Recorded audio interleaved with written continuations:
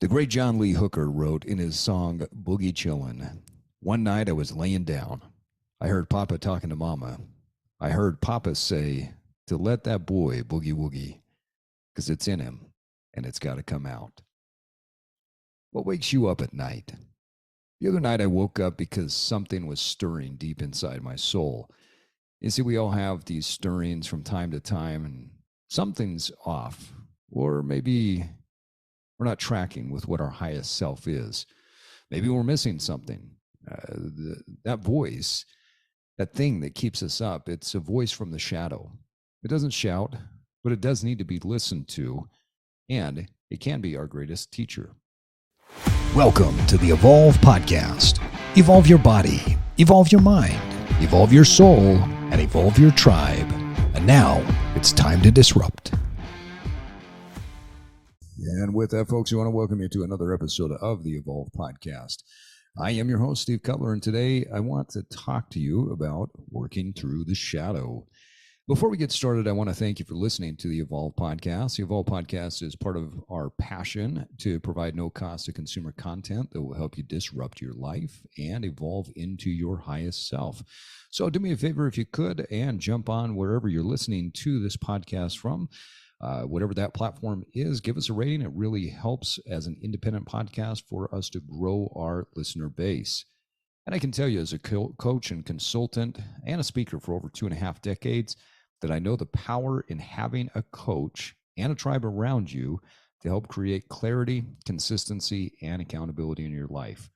With that in mind, I want to remind you that we offer both one-on-one coaching to help you evolve into your best self. And in addition to the one-on-one coaching, our flagship product, the Evolve Coaching Mastermind, is for men who want to get the most out of their life. You see, these men are above the fold men. These are fathers, they're decision makers in leadership roles ranging from middle management to the C-suite. They're driven, they're successful in one or more areas of life, but they haven't mastered the 4 tenets of evolving their body, mind, soul, and tribe. If you find yourself stuck in one area, maybe you're going through that cycle of weight loss and weight gain when the pressures of life, business, family are pushing down on you, then click the link in our bio and let's get some time together to talk about how you can create a path towards evolution.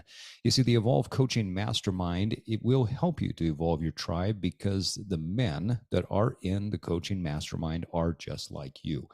They are decision makers, they're driven, they're fathers, they're people that want to become their absolute best self, and they are tired of that cyclical up and down and all over the place that I know you're used to.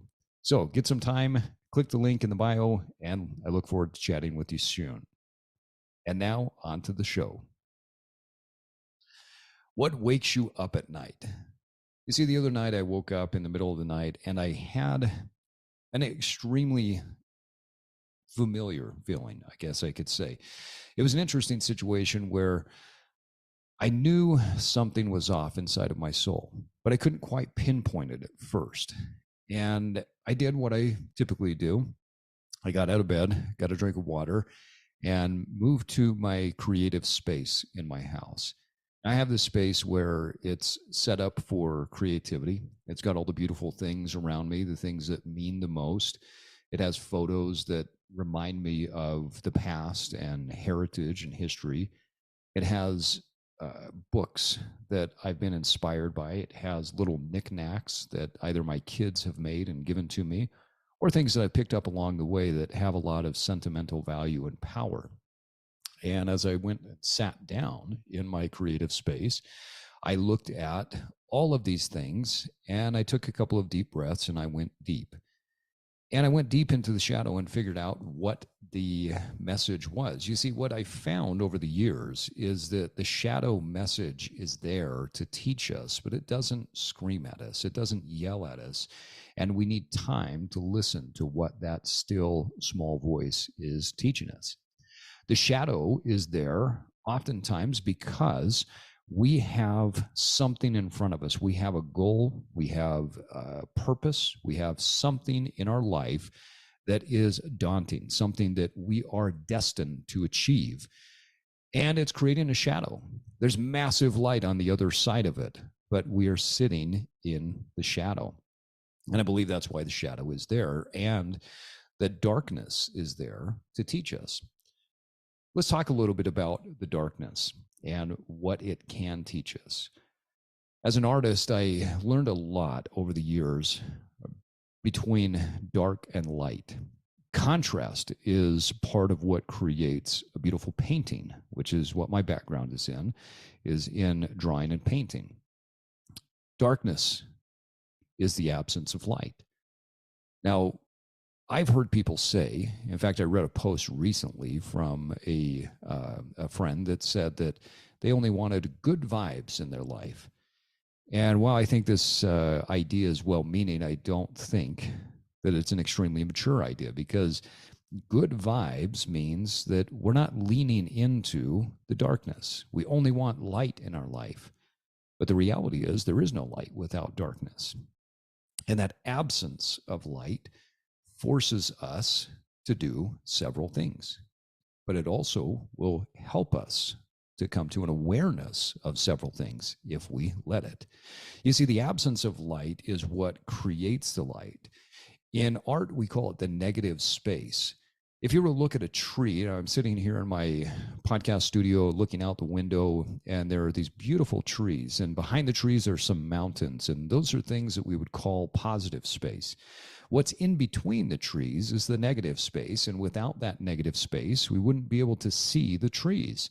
If it weren't for the sky that was the background for the mountains, we would not be able to see the mountains. It's the absence of light. It's in the darkness that allows us to see what is in the light.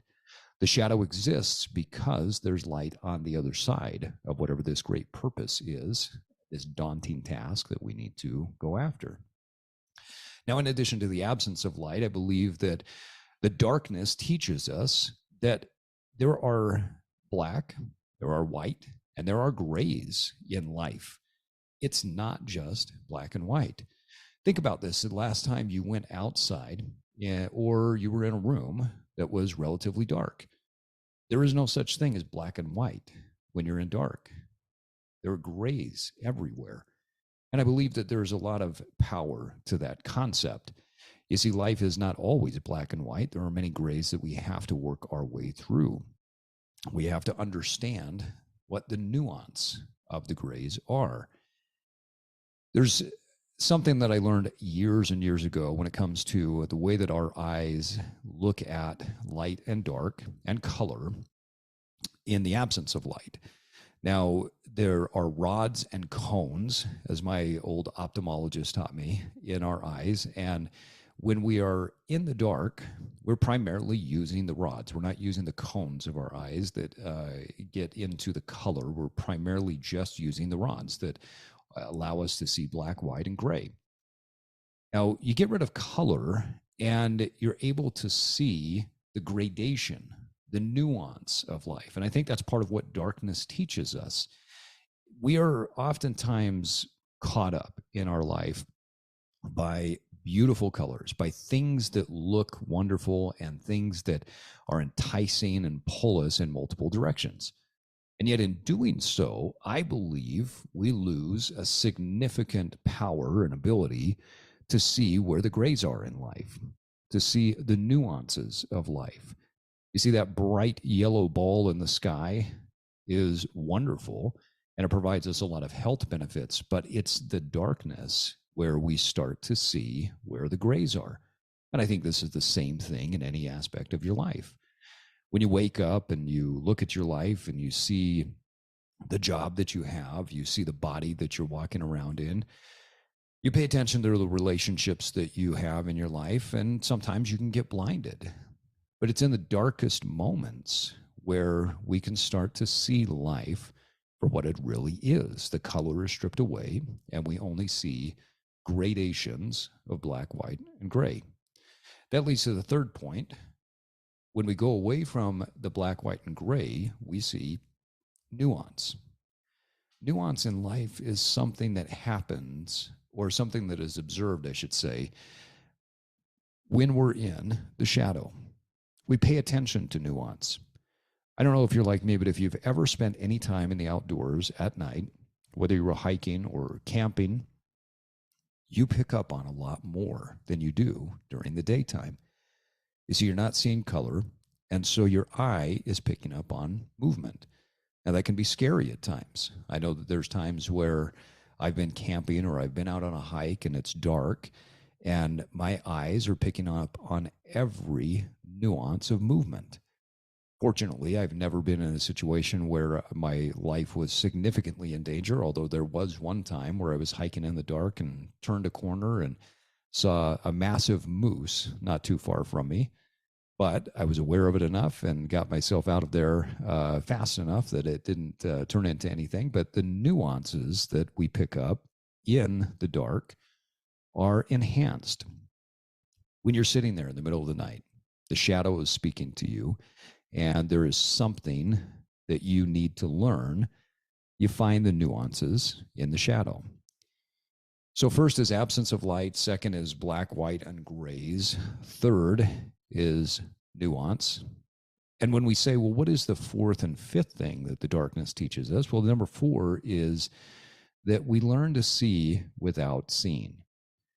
You see, our eyes are the things that we use to process the majority of the world around us.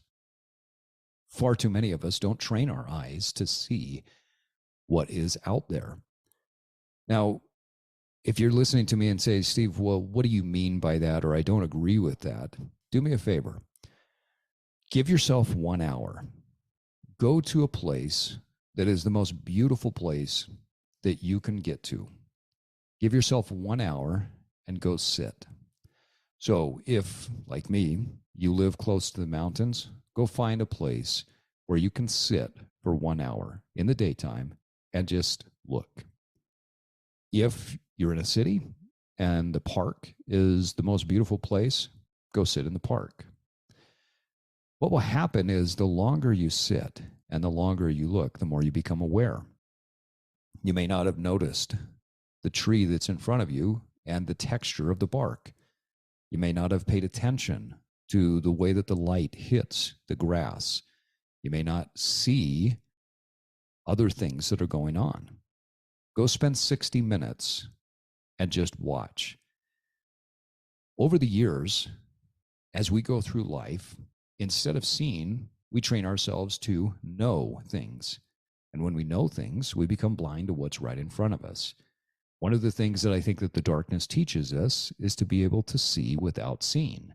And what I mean by that is, in the absence of light, we have to go internal. We have to see with what we call our mind's eye. When we go internal, we can listen and we can see to what is happening and why the shadow is trying to speak to us. You see, the other night when I was woken up and I couldn't go back to sleep and I got into my meditative state, I realized that there's a deep part of my soul that needs some evolution. That there was a part of me that has been crying out to say, you need to deliver more to this world. You need to give more to this world than what you currently are. You've been living in shadow careers. You have been living in shadow everything.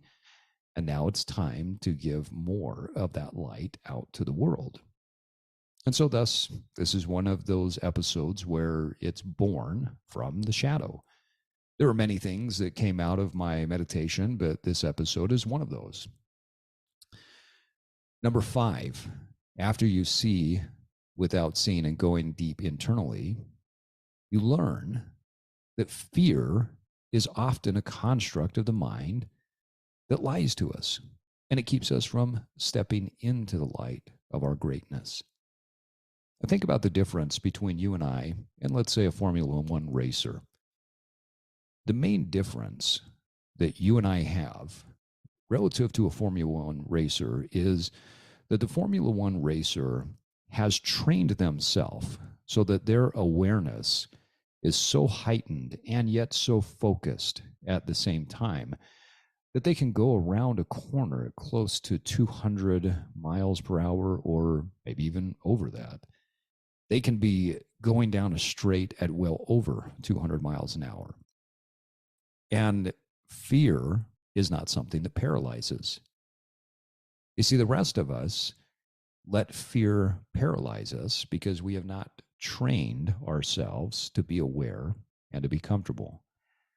Fear is a construct of the mind. It lies to us. Now, I'm not saying we should ignore our fear. I believe that fear is important in life. It educates us, but we listen to the fear that the ego is telling us far more than what I believe we need to. Now, if I'm driving down the road at 100 miles an hour, should I be fearful that I am going to get a ticket? Yes. If I am trying to bomb down a mountain on my snowboard and I have no skill whatsoever to be doing this double black diamond that has a couple of cliffs on it, should I be fearful? Yes. But when I wake up in the middle of the night and the shadow is speaking to me, should I be fearful of what it's telling me? I don't think we should. But that fear is coming from inside of us. And one of the things that the shadow and the darkness teaches us is that the fear doesn't come from you. It doesn't come from the deeper part of who you are. It comes from the ego. The ego doesn't want you to grow and doesn't want you to progress and doesn't want you to evolve. Because as soon as you evolve, the ego starts to fall apart. The ego is the construct. It's the stories that you've told yourself up to this point. I'm fat. I can't be successful. I can't lose that last 5 pounds. I can't truly have a deeply loving relationship. I can't be a masculine man that is also open to my emotions and understands myself. I can't be a loving mother, wife, and business professional. I have to choose. You see, the ego creates the stories. And what I believe that the shadow teaches us is that fear is a construct that lives in the mind, and it lies to us and keeps us from stepping into our greatest self. So I believe those are the 5 things that darkness teaches us. Number 1, that there's an absence of light, and that in that absence of light, we learn how to sit and feel in the darkness.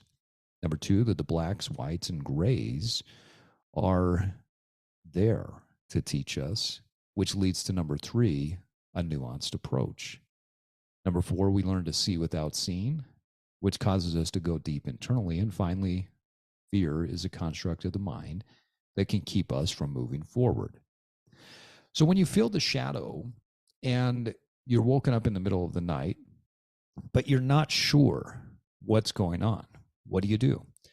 Well, let's talk about how to become aware. It's important that you get clear, because too many people, and I've seen this both in my coaching and consulting in business and in coaching everyone from middle-aged men who want to get into better shape to professional Olympic athletes. They don't get clear. There's something that's keeping them from moving forward, and they just continue to stay in that stuck space. So I want to give you 3 things to get that you can utilize to get clear. Number 1 is make a note. What is keeping you up at night? When you can't go to sleep, what are the thoughts? When you wake up in the middle of the night, write it down. What is it specifically that's waking you up? And you might say, you know what, Steve, I don't know. I can't remember. Well, as soon as you ask the question, what is keeping me up at night, or what is waking me up at night, that question will go deep into your subconscious. And within a few days, you'll come up with an answer that you'll be able to write down. The second thing is meditate. If you don't have a consistent practice of meditation, or you have not practiced meditation before, learn to meditate and just breathe. Sit still and listen to what comes up. Now, if you're like me, where you don't enjoy sitting for very long periods of time, there's other forms of meditation. You don't have to sit in what is called Zen meditation or Zazen, where it's a seated meditation. You can meditate in many different ways. In fact, one of my favorite ways to meditate is just to go for a walk. If I go for a walk at night, there's very few people outside, and I am able to get in the dark. And at this time of the year, and the very cold, which is also another key tool to helping you tap into this and get clear. But I walk and I just pay attention to what's happening inside of my body. As I close my mouth and I open my nose to breathe in and out through my nose while I'm walking, I find that things just bubble up. If I ask questions like what's keeping me up at night or what's waking me up at night, I get answers. Now, it doesn't happen every time, and it doesn't happen all the time, but it does happen consistently if I meditate. One of the most powerful tools that I've found and that I have learned how to develop in myself is what's called death meditation. Death meditation is something that Buddhists use as a form of meditation where you meditate on death. And the concept of death meditation is essentially rooted in the idea that everything is impermanent. Now, when you meditate on the impermanence of life and the fact that we will all die, what happens is all of the things that are impermanent do one of two things. They either go away and fade into the ether, or they come up and allow themselves to be seen. So through meditation, you can find what it is that's keeping you up and what is speaking to you from the shadow part of yourself. Last tip, do the daily papers. I read a book some time ago about how to clear the way for your creative powers. And the author said that one of the best things to do is do what she called the daily papers. The daily papers are where you write for 5 to 10 minutes or for 5 to 10 pages daily and just dump. Get rid of whatever is inside of your brain. You see, the daily papers are not about editing. It's not about a journal that you're going to go back and read. In fact, most of the time, the way that I do my daily papers is the pages sit in a notebook that I can then take out and throw away, or I use as kindling for the fire, or whatever it is. But I don't go back and read it. I don't have great handwriting when I'm doing the daily papers. I move as fast as my mind will go, and I literally will dump anything that's happening inside of my mind. And so if I were doing my daily papers right now, I would just write that I see the light coming through the window on the trees, the mountains look beautiful, and I'm doing a podcast. And then I would just keep going from there. The key is to not edit. And what this does for you is it forces your mind to stop editing. You see, we live in ego and we live in this guarded mask on a regular basis. And those aren't necessarily bad things. Please don't misunderstand me. I don't think ego in and of itself is a bad thing. We have to have ego to get up and to put a mask on to say, or an identity on to say, I am a father, I am a husband, I am a wife, I am a lover, I am whatever it is. Those things are not inherently bad. The problem lies in the fact that we don't take the time to open ourselves up on a consistent basis to understand who the true I am is that's inside of us. So let's recap. To become aware, you've got to get clear, and you do that through one of three ways. Number one, note what is keeping you up at night or what is waking you up at night. And if you're not sure, just start by asking that question. Number two, meditate. Find a form of meditation that works well within your practice and utilize that on a consistent basis. And number three, do the daily papers. Now, I'll be honest, I don't do daily papers every day. I've done them off and on for the past 10 or 15 years since I read that book, and I find it's an extremely valuable tool at times. I don't need it all the time because I have other tools and techniques that work in my life and what my lifestyle is at the time, but the daily papers are a phenomenal way to get clear when you have a moment where you need to identify what the shadow is saying to you. Now, what happens when multiple things come up? If you're like me, you have a tendency to see all of the negative things that you're doing or the negative things that are within you. And so what do? when you make the list, or when the list tells you that, okay, there's 50 things on here, guy, that you've got to get better at. Or if you're hypercritical, maybe you've got 100 things that you're not happy with in your life. So what do you do when you have multiple things? Well, this is where I believe you go back and you ask yourself, what is the one thing that's keeping me up at night? What is the one thing that's waking me up? What is the one thing that's creating the most pain? Or what is the one thing that my soul is telling me that I need to address? Over time, when you identify what the most important pain point is, you will start to be able to create a list of priorities from there.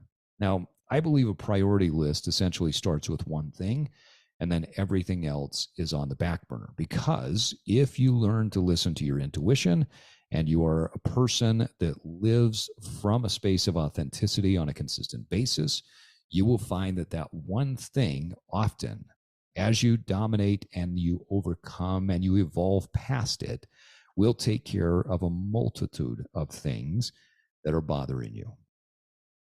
Now, if you have at this point what it is that's keeping you up at night, or what it is that's waking you up at night, and you have gotten clear and been able to get rid of the multiple things that are popping up, now it's time for the so what.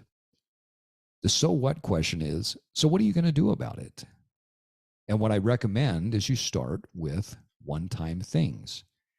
There's two ways to attack a goal. And I'm a big believer in doing both, but I think they need to be done in order. So the first thing that you do when you're setting a goal is you say, what are the one-time actions that I need to do? If there's something keeping you up at night, let's say like your finances, that you are not taking care of your finances, you're managing by not managing, what are the one-time things that you need to do? Do you have recurring payments that need to be canceled? Do you splurge on things that you don't need on a regular basis, and you need to cut up the credit card or do some whatever one-time drastic action to get you to shock yourself into a better system? Start by listing out the one-time things first. Next, you need to create some sort of daily motion that you're going to go through to build the habit that you want. Now, I didn't say daily motions, and that's important for a reason. Science and research have shown that we are not able to create multiple habits and multiple skills all at once without a significant detriment to each one of those habits or skills. So I found, and both in myself and working with clients over the years, that if you focus on one thing, one daily motion that you believe is going to be a high leverage, I call it a big bang activity. So it's the activity that has the most impact to change your universe. What is that daily thing? Now, how do you determine what that daily thing is? You ask yourself, if I could do one thing for the next 7 days that would get me going in the right direction, what would that be? If I could do one thing for 2 weeks, and 2 weeks from now, I know my life would be better, what would that thing be? 30 days from now, if I consistently just checked the box on one thing, and I accomplished it at least 80% of the time, what is that one thing? When you answer those 3 questions, you get to the point where you will be able to identify what the daily motion is for you. So if you want to lose weight and the shadow is telling you that your health is not where it needs to be, well, maybe the daily motion is that you're just going to walk every day for at least 30 days. And that one thing will shift your habits. Now, if you want to lose weight and you need to start with the one time, well, maybe the one time thing is that you are going to give up and throw away the Twinkies that are in the pantry. If you give up the Twinkies in the pantry one time and the daily motion is going for a walk, you're probably on the right path. But here's the key. I'm a big fan of growth, education, and development. But I don't believe that evolution comes from a book. I don't believe evolution comes from a podcast. I don't believe that evolution comes from motivation. And I know that sounds funny because you're listening to a podcast right now, but what I would rather you do is listen to what's inside of you when it comes to your own personal evolution.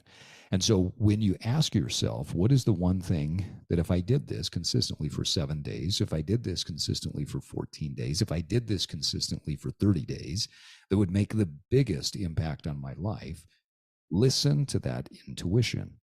Now, I'm not saying your intuition is completely honed in and right, and I'm not saying that it's right most of the time, because what we find in life is that our intuition is an outpouring of our current beliefs. But I also believe that by asking that question, we learn to tap in to the deeper part of ourselves that can help to educate towards who we ultimately are.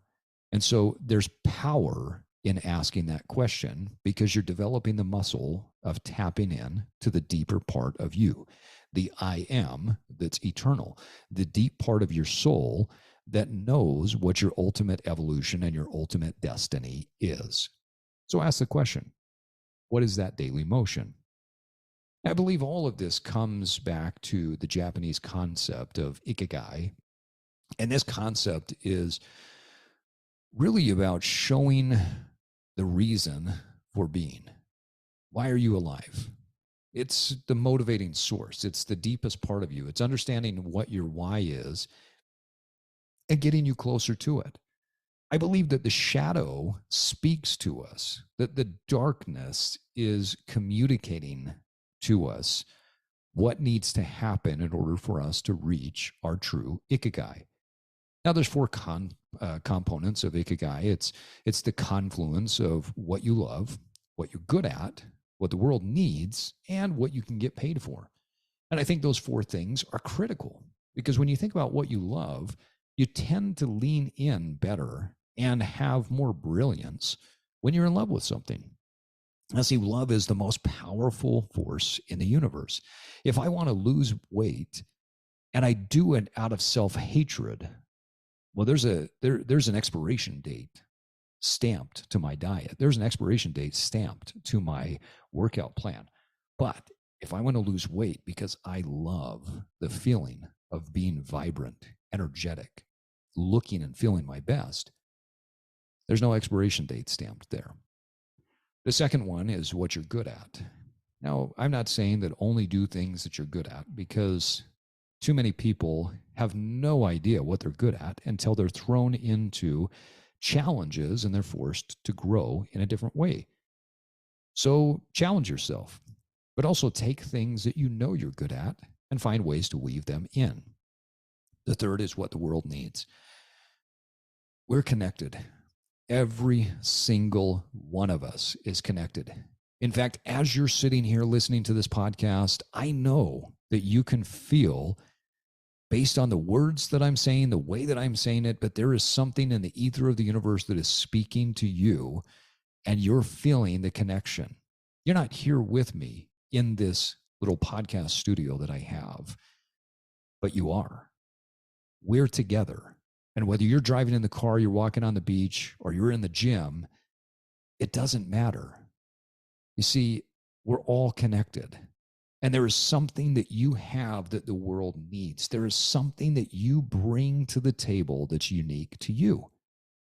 And so when you understand what the shadow is saying relative to this concept of ikigai, you have to say to yourself, okay, what do I have that the world needs?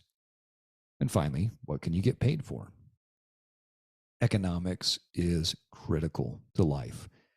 Understanding how we get all of the things that we need to take care of ourselves and our families is critical. Now, when you wake up in the middle of the night, your soul might be telling you that you've been a jerk to your spouse, that you have been passive aggressive, that your communication is poor and that you need to improve it. So are you going to get paid by improving that communication? Well, maybe not directly, but I do believe that the concept of ikigai is an eternal concept. And let's just play with this thought for a second. Let's say that you tend to be a fairly passive-aggressive person. And in that passive aggression, you are being told through the shadow that it's time to change that. You are constantly jabbing at your partner. You're doing things that are where you're running away. You know what your pattern is, right? Well, guess what? You're the same person in every other area of life, whether you want to admit it or not. Whether you want to put on the mask at work and say, but I don't do that at work. I only do that at home. Those patterns exist everywhere. Passive-aggressive people get paid in passive-aggressive ways. The return on your investment of being passive-aggressive will get paid back to you in those ways. As you improve your ability to communicate what's alive inside of you, and if I'm speaking directly to you and you say, yes, Steve, I'm a passive-aggressive communicator, and I'm not sure what to do, go pick up Marshall Rosenberg's book on nonviolent communication and go back through and listen to the episode that my wife and Miles and I did about how to communicate in relationships and the power of practice there. So the fourth piece of this, of what you get paid for in the Ikigai concept, is you are getting paid. You are getting a return on whatever you're investing and whatever you're putting out there to the world. The shadow speaks to you, and the shadow communicates. And I believe that getting out of the challenge, the problem, the obstacle, whatever the communication is that the shadow is telling you, lies in this concept of Ikigai. What you love, what you're good at, what the world needs, and what you get paid for. And when you lean into those areas, you are going to be able to step into a more evolved version of yourself. What is it that's waking you up at night? Again, as I told you at the beginning, I woke up the other night because something was stirring deep inside my soul. We all feel these stirrings from time to time, and it's a way of our soul telling us that something's off. We're probably not tracking towards our highest self, our most evolved version of who we are. We're missing something. Don't ignore that shadow. Don't ignore that voice. It is there to serve you. It's there to help you to take the next steps towards your path of ultimate evolution. And on that note, folks, it is time for us to wrap up another episode of the Evolve Podcast. Remember that it takes time and consistency to evolve, but first you have to disrupt. And now it's time for you to get out there and evolve. Thank you for listening to this episode of the Evolve Podcast. Follow us on your favorite podcast app, and if you haven't done so, please give us a rating. As an independent podcast, it really helps us get more reach. This podcast is part of our mission to help millions of people evolve into the best versions of themselves. Please check out our coaching services at evolve-cast.com or pick up some of our Evolve merch. Until next time, keep evolving.